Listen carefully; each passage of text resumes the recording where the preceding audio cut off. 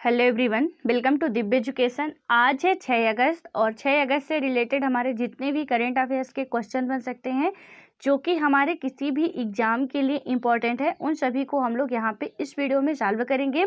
यहाँ पे हम द हिंदू, दैनिक जागरण, पीआईबी और भी अदर जो न्यूज़पेपर होते हैं जिनमें जो भी करंट अपडेट रहता है जो कि हमारे एग्जाम के लिए इम्पोर्टेंट होता है, उन सभी से रिलेटेड जितने भी क्वेश्चन बन सकते हैं उनको हम लोग यहाँ पे सॉल्व करेंगे। यदि हम बात करते हैं कल के अभ्यास प्रश्न की, तो इसमें पूछा गया था बाघों की अनुमानित संख्या पर हाल ही में जारी अखिल भारतीय बाघ आकलन रिपोर्ट 2018 के संदर्भ में निम्न कथनों में से कौन सा या से कथन सत्य है। तो हमारा पहला स्टेटमेंट था कि देश में बाघों की अनुमानित जो संख्या है वो 2967 है। उसके बाद था कि देश में बाघों की सबसे अधिक संख्या मध्य प्रदेश में है। देन तीसरा स्टेटमेंट था हमारा कि उत्तराखंड के कार्बेट टाइगर रिजर्व में देश में सबसे अधिक बाघ हैं। ठीक है, तो यहाँ पे पहला था हमारा केवल 1, दूसरा था केवल 2, तीसरा था 1 और 3 और चौथा था हमारा 1, 2 और 3। तो इसका राइट आंसर क्या हो जाएगा? 1, 2 और 3। आप में से मिलन तिवारी जी और विक्रम आईएएस ने बिल्कुल इसका राइट आंसर दिया था। और भी जो लोग नहीं देते हो आप लोग, तो ये प्रीवियस डे के सभी क्वेश्चन रहते हैं, तो आप लोग भी रेगुलर देखा करिए और उसके बाद आंसर देने की जरूर कोशिश किया करिए। ठीक है, अब बात करते हैं इसकी व्याख्या की। तो इसमें बताया गया है कि इस रिपोर्ट के अनुसार देश में बाघों की संख्या जो है वो कितनी है? 2967 है। देश में 4 वर्षों में इनकी संख्या 741 बढ़ी है, यानी कि 4 वर्षों के अंदर ही कितनी संख्या बाघों की बढ़ गई है? 741। मध्य प्रदेश में देश में बाघों की सबसे अधिक संख्या 526 है। ठीक है, अब ये जितना मैं पढ़ रही हूँ हर एक जो भी हमारा पॉइंट है उससे क्वेश्चन बन सकता है, यानी कि कितनी संख्या बढ़ी है 4 वर्षों में, तो आपको याद रखना पड़ेगा कि 741। देन उसके बाद है कि हमारे देश में सबसे अधिक बाघों की संख्या की बात करें तो किस राज्य में है? वो है मध्य प्रदेश में और कितने हैं? 526।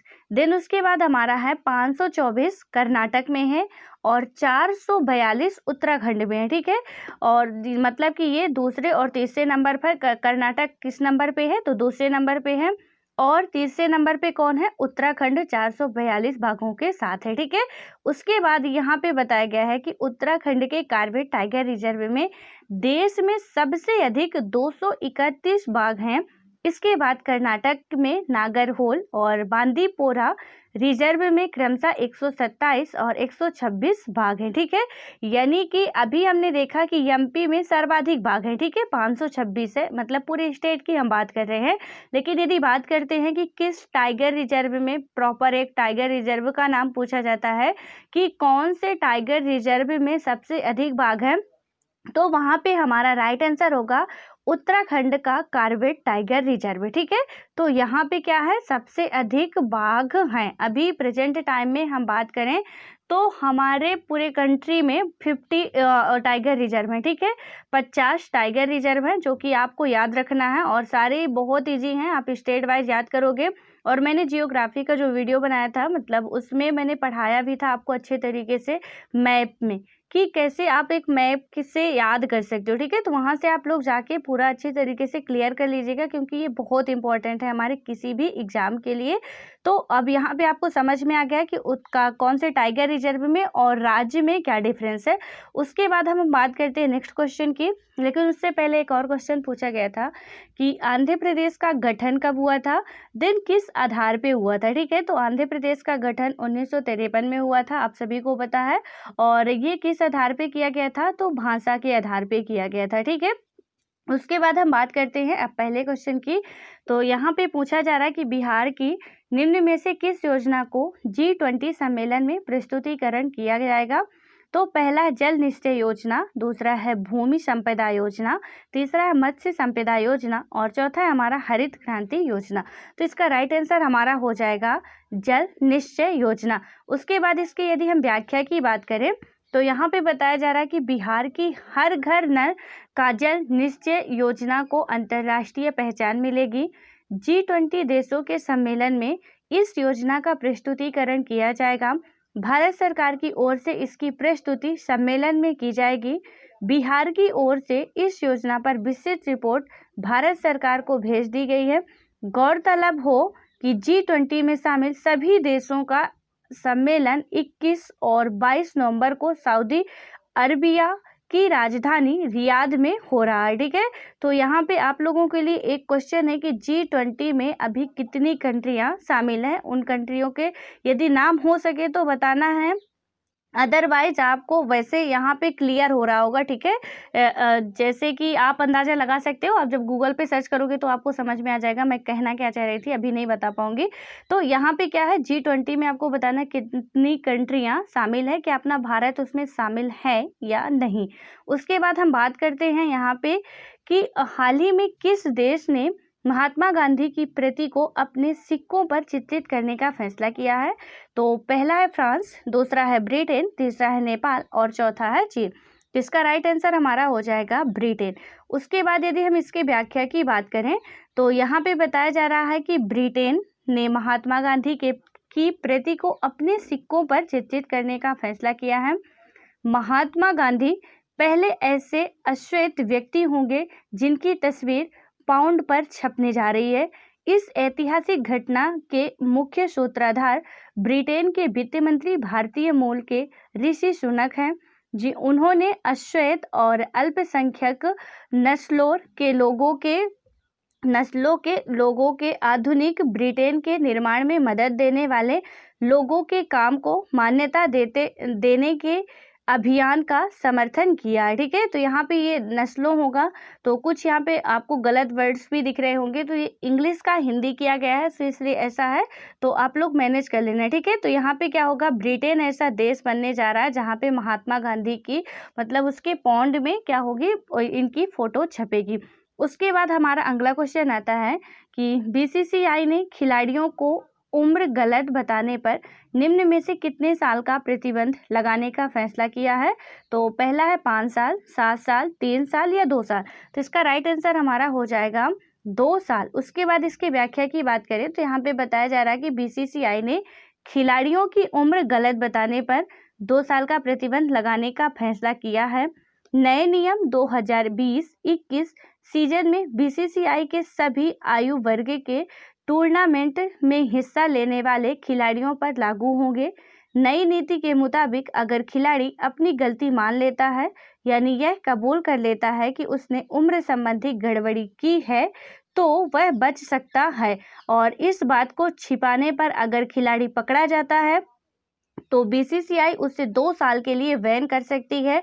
BCCI under 16 age group tournament के लिए सिर्फ उन खिलाड़ियों को पंजीकृत किया जाएगा जिनकी उम्र 14 से 16 वर्ष की है। ठीक है, उसके बाद हम बात करें अगले क्वेश्चन की, तो यहाँ पे हमारा अगला क्वेश्चन है, किस देश ने दार्चुला जिले में भारत के साथ सीमा पर सशस्त्र पुलिस बल APF की एक बटालियन तैनात की है। तो यहाँ पे पहला है पाकिस्तान, दूसरा है बांग्लादेश, तीसरा है नेपाल और चौथा है चीन। इसका राइट आंसर हमारा हो जाएगा नेपाल। उसके बाद इसके व्याख्या की यदि हम बात करें तो यहाँ पे बताया जा रहा है कि नेपाल ने दार्चुला जिले में भारत के साथ सीमा पर सशस्त्र पुलिस बल यानी कि APF की एक बटालियन तैनात की है। यह जिला भारतीय क्षेत्रों कालापानी, लिपुलेख और लिपियाधुरा के पास स्थित है।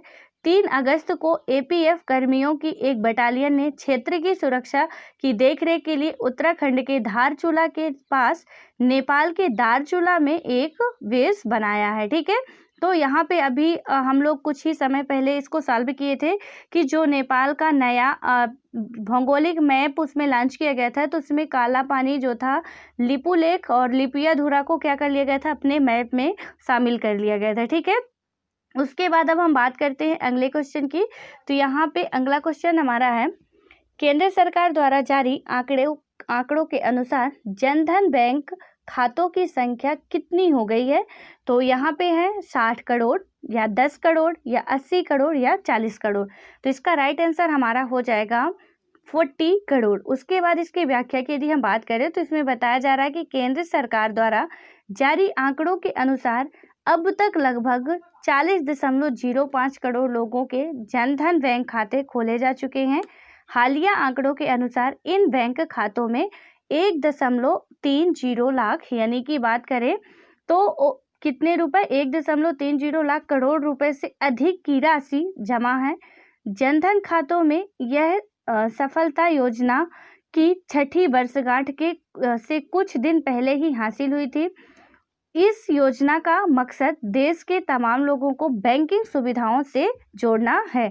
ठीक है, उसके बाद हम बात करते हैं अगले क्वेश्चन की। तो यहाँ पे हमारा अगला क्वेश्चन है, HDFC बैंक के अगले CEO के रूप में किसे नियुक्त किया गया है या किसे नामित किया गया है? तो यहाँ पे पहला है शशिधर जगदीशन, और दूसरा है हमारा चंदा कोचर, तीसरा है हमारा रंजीत कुमार, और चौथा है हमारा SS मल्लिकार्जुन राव। इसका राइट आंसर हमारा हो जाएगा शशिधर जगदीशन। ठीक है, उसके बाद इसके यदि हम व्याख्या की बात करें तो यहाँ पे बताया जा रहा है कि शशिधर जगदीशन HDFC बैंक के अगले चीफ एग्जीक्यूटिव ऑफिसर यानी कि CEO। ठीक है, तो अब CEO का फुल फॉर्म यदि पूछा जाता है तो यहाँ पे आपको ये बात भी याद रखनी है कि क्या होगा, चीफ एग्जीक्यूटिव ऑफिसर। आप जब भी कोई क्वेश्चन पढ़ा करो तो वहाँ पे यदि उसका डिटेल हम पढ़ते हैं तो उससे और भी कई सारे क्वेश्चन हमारे रेडी हो जाते हैं। ठीक है, तो आप उन पे भी ध्यान दिया करो। अब ऐसा नहीं कि हम जगदीशन के बारे में ही पढ़ें, इससे रिलेटेड और भी जो बन सकते हैं, जैसे अभी हमने देखा कि चीफ एग्जीक्यूटिव ऑफिसर यानी CEO का फुल फॉर्म हो गया। ठीक है, तो अब ये यदि कहीं पूछा जाता है तो हमसे इजीली बन जाएगा कि CEO का फुल फॉर्म क्या होता है। देन उसके बाद बात करें मैनेजिंग डायरेक्टर यानी MD होंगे। जगदीशन वर्तमान में HDFC बैंक में एडिशनल डायरेक्टर और फाइनेंस एंड HR हेड के पोस्ट पर कार्यरत थे।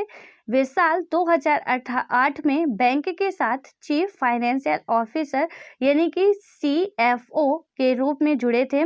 बैंक ने साल 2019 में उनकी जगह श्रीनिवासन वैद्यनाथ को CFO बनाया था।